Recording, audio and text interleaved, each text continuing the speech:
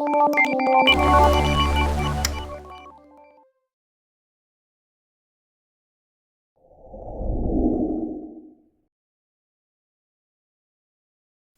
smart. Jangan lihat siapa yang bicara, tapi lihatlah apa yang disampaikannya. Smart listener, kita sambung kembali perbincangan kita dalam Book of the Week. Kita masih bersama dengan Pak Nasrullah, penulis buku Rahasia Magnet Rezeki. Pak, di buku ini ada satu pengalaman yang juga kelihatannya sangat menarik untuk diceritakan ketika Pak Nasrullah ini berada di Gaza. Itu iya. Boleh diceritakan ke Smart listener nggak? Iya, panjang tuh. Panjang ya. Jadi saya tuh entah kenapa, jadi magnet rezeki itu dia otomatis ketika udah jadi habit gitu ya, udah jadi habit, udah jadi kebiasaan, yang nggak kita pesen aja datang sendiri. Asalkan ada frekuensi aja di dalam diri kita gitu ya. Nah, saya kalau ngelihat mobil Lamborghini, Maserati, Ferrari itu nggak terlalu doyan. Tapi ketika ada tayangan Gaza, Palestina, loh kok saya pengen ke sana ya, pengen ngasih bantuan gitu. Cuma kan mustahil gitu ya, lokasi perang begitu ya. Dan saya juga bukan juga apa ya bahasanya petugas sosial gitu ya, bukan. Cuma entah kenapa. Nah tiba-tiba saya dapat tugas, panasnya ada jamaah mau diantar ke Masjidil Aqsa di Palestina gitu ya. Akhirnya saya antarkan gitu ya, cuma untuk dapetan foto saya akhirnya beli handphone yang bagus gitu ya. Dulu handphone yang bisa foto cepat sama videonya bagus tuh cuma iPhone dulu ya, sekarang udah banyak. Akhirnya saya beli iPhone. Nah pas dari Masjidil Aqsa saya ke Masjid Nabawi. Nah pas di Masjid Nabawi tuh handphone jatuh. Gitu. Baru beli lagi. Ya, ingat materi Paradox of Candy. Iya. Ya kan, Paradox of Candy itu kan bungkusnya. Oke. Saya bilang yes, akan ada isinya, gitu ya. Jatuh itu. Kemudian saya bilang oke, saya coba cari, nggak ketemu, udah 3 hari gitu kan. Sampai kemudian ada yang hubungi handphone saya yang kedua. Jawal handphone katanya. Oh, nah, ini handphone saya ketemu. Yuk kita janjian gitu kan. Karena dia orang asing juga, bukan orang Saudi. Kita janjiannya di Masjidil Haram gitu. Akhirnya datang dah ke Masjidil Haram. Janjian ketemu di depan Ka'bah habis maghrib. Kemudian ketemu. Dia kasih handphone saya gitu ya. Saya tanya, kamu dari mana? Saya dari Gaza. Wah. Kamu dari Gaza? Iya gitu. Wah, Masya Allah gitu kan. Saya bilang kok subhanallah tuh. Dia bilang saya orang Gaza, orang Palestina, tapi nggak bisa ke Masjidil Aqsa. Kamu dari 9.000 km bisa datang gitu kan. Akhirnya dia pengen sekali peluk saya ya. Nah Gazanya belum datang, tapi baunya udah. Saya peluk dia. Kemudian beberapa bulan kemudian ada yang datang ke rumah gitu ya, hubungannya sama istri saya. Istri ketemu istri, suami ketemu suami. Kamu kerja di mana? Saya kerja di KNRP, Komite Nasional untuk Rakyat Palestina. Oh kamu ke sana gitu? Ya enggak gitu kan. Tapi sekarang ada kesempatan nih, kita bisa pergi ke Gaza. Saya bisa ikut nggak? Nggak bisa kata dia gitu kan. Tolong dong dirayu. Akhirnya dirayu dan Oktober 2012 kaki saya nyampe di Gaza. Wah itu dia ya. Iya. Magnet rezeki lagi-lagi. Okay. Jadi saya takjub sekali dengan ilmu magnet rezeki ini. Ketika kita punya pesanannya, memenuhi syaratnya, dia datang. Tapi ketika dia udah terbiasa gitu ya, asalkan ingin aja datang sendiri. Oke, Gitu. Oke Pak Nasrullah, ini ada dari Pak Teguh. Saya merasakan sepertinya jodoh saya sudah dipilihkan Allah untuk saya dengan perantara orang lain. Bagaimana menarik rezeki penuh berupa uang supaya kedua kebutuhan saya itu dapat terwujud? Terima kasih Ustaz. Jadi gini, rezeki itu dititip. Kalau hewan itu tahu di mana rezekinya dititip. Jerapah dititipnya di mana? Di pucuk-pucuk pohon. Monyet di pohon pisang. Ikan di terumbu karang. Maka mereka fokus saja. Fokus saja. Mereka tuh nggak, misalnya si jerapah ini nggak coba-coba nyobain pohon pisang, enggak gitu. Gitu ya. Ikan nggak coba-coba yang lain. Gitu, ya. Ikan coba makan daun. Nah, itu ikan tahu di mana Tuhan titip rezeki buat mereka. Sekarang pertanyaannya nih, tantangan buat Mbak Meti. Di mana Tuhan titip rezeki buat manusia?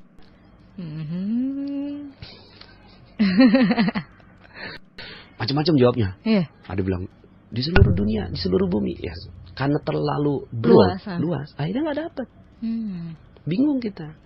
Ditambang, di bank, gitu ya. Di radio. Di radio. Ternyata enggak, bukan di situ. Bukan di situ. Mana? Kalau kita tahu ilmu ini, akhirnya kita udah fokus saja.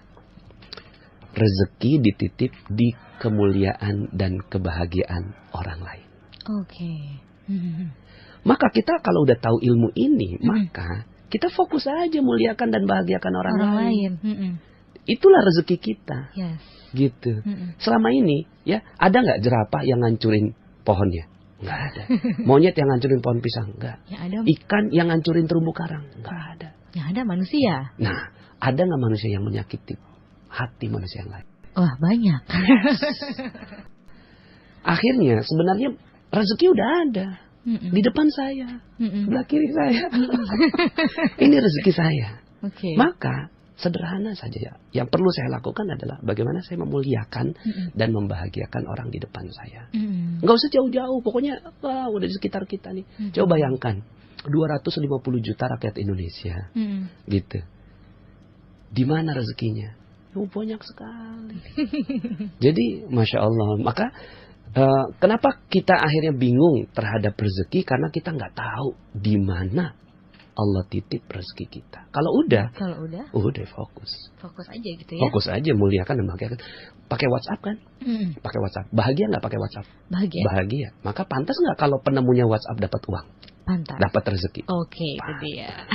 Berapa banyak? 1 miliar dia bahagiakan. Terus kemudian Anda udah bahagiakan berapa orang? Tanya, berapa banyak orang yang sudah dibahagiakan? Semakin banyak yang bahagia, maka semakin banyak rezekinya. Oke. Pak Nasrullah, ini ada rencana nggak sih bikin buku lagi setelah ini dalam waktu dekat atau tahun depan?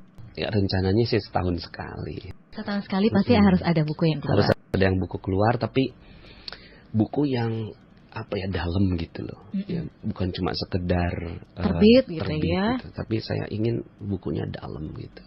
Salah satu yang kebayang di saya itu judul buku berikutnya tuh Saat Manusia Dimanja Rezeki. Oke, masih tentang rezeki juga ya? Masih. Karena rezeki ini pembicaraan di mana-mana kan. Betul. Dan mudah-mudahan sedikit banyak apa yang saya pikirkan dan diilhami oleh Tuhan ini bisa jadi inspirasi. Oke. Pak Nasrullah, ini ada juga dari Pak Kur. Apa saja kategori cara Allah memberi rezekinya? Apakah dengan tawakal, yakin, ikhtiar, atau apa? Kenapa tuh? Iya, waktunya tinggal 5 menit kan. Kalau dijelasin panjang mungkin. Panjang sekali. Yang jelas gini, coba kalau seandainya kita pegang tangan, ya kita genggam tangan kita, makin keras gitu. Apa rasanya? Rasanya nggak nyaman. Yeah. Terus gimana dong rasanya? Coba sekarang lepaskan. Pas dilepaskan, gimana rasanya? Badan tuh enak, nyaman. Nah selama ini kita tuh pegang masalah kita. Aduh, masalah saya banyak. Aduh, rezeki saya nggak ada. Aduh, saya di PHK. Aduh, jalanan macet. Aduh, itu kita tuh megang gitu loh. Mengeluh terus ya. Mengeluh, kemudian masalah kita pegangin. Gitu, kita pegangin masalah kita. Padahal, ya ini yang disebut sebagai tawakal. Tawakal itu, banyak orang menyebut tawakal tapi nggak ngerti gimana yang dilakukan. Tawakal itu serahin sama yang mampu. Gitu. Nah, di buku itu dijelaskan gimana caranya agar kita menyerahkan masalah kita kepada yang punya masalah. Sasaran dari buku ini, sasaran pembacanya sebenarnya siapa nih Pak Ustadz? Apakah hanya, mungkin kan ada juga ayat-ayat Al-Quran di dalamnya gitu. Apakah terbatas hanya untuk umat muslim atau ini bebas, luas untuk masyarakat luas? Iya. Saya pembaca John Maxwell. Beliau pendeta di Amerika yang sangat terkenal dan bukunya saya salut sekali bukunya. Dan tentunya beliau merujuk pada ayat-ayat kitab sucinya. Betul. Nah, artinya saya mengambil inspirasi, mendapatkan gitu. Cuma base-nya dari mana? Base-nya dari ayat-ayat kitab suci. Nah, saya karena latar belakang saya muslim, maka saya merujuk pada kitab suci saya. Tapi sesiapapun silakan untuk mengambil inspirasi dari buku ini. Dan yang saya kutip adalah ayat-ayat yang bisa diterima oleh semua pihak. Begitu. Oke, baik.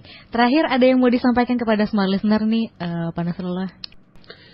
Yang saya ingin sampaikan, saya doain mudah-mudahan yang dengerin, yang ada di depan saya, Masnya juga. Mudah-mudahan Mbak Meti, Mas Hugo jadi konglomerat. Amin. Ya.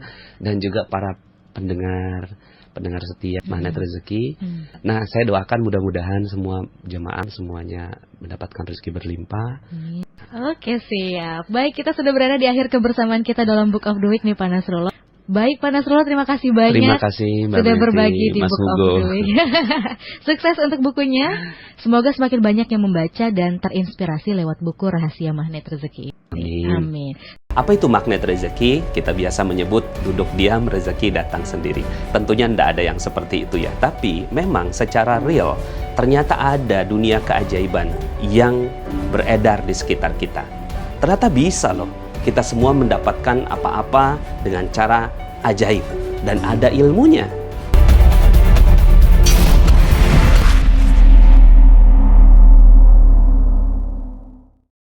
Hai guys, jangan lupa subscribe YouTube channelnya ya.